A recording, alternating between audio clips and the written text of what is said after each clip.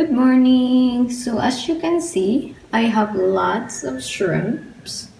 I just got home from the market, so I will show you how to clean them properly.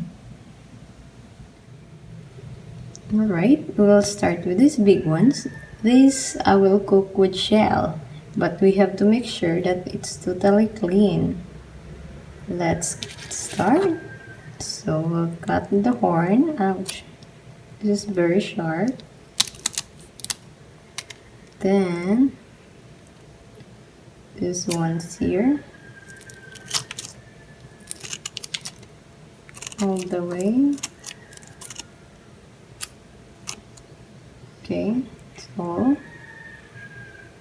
but we're not done.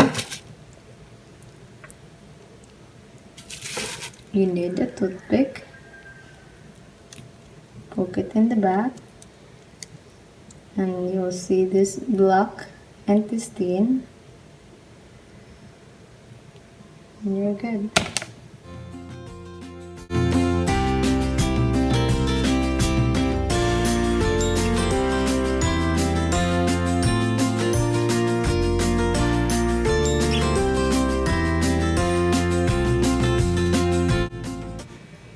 Now let's proceed to the small ones. This I will remove all the shell. This I will cook for my noodles, pancit, or spaghetti with shrimp.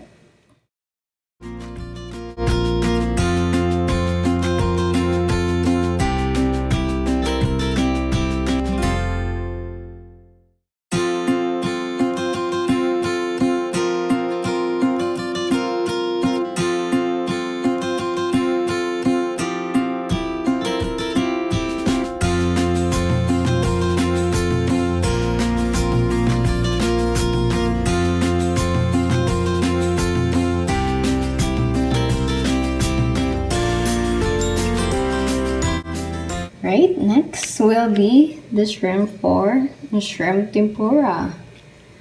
We'll leave the tail on.